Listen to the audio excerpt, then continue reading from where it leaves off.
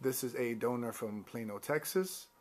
So can you talk to me about, as an Ethiopian American, when you've gone back to visit Ethiopia, you know, your parents' home, your home as well, what that experience has been for you?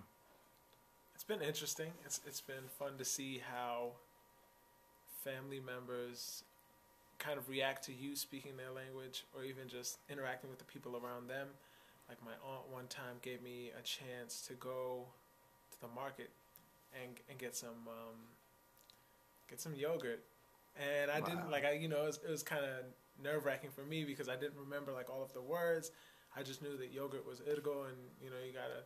I had to find my way from there. So, but I went. I bought the yogurt for her, and it worked out pretty well. But it's interesting seeing how people reacted to my accent in another language because it wasn't like of that country. Like they could tell right there that I was American trying to speak Amharic as opposed to being an Ethiopian American speaking Amharic. So that was really cool and that was interesting. Cool. Have you experienced then now, like, as being, again, like you said, an American, living here with Ethiopians that have migrated here, that have come to the States? You know, what has been kind of that experience you feel in that exchange?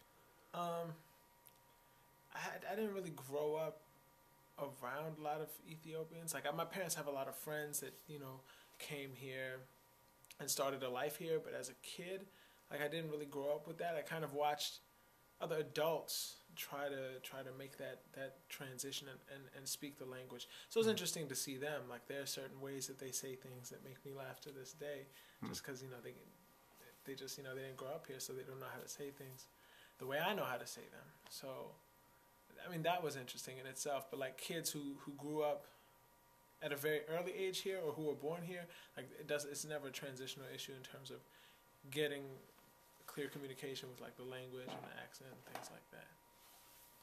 Cool.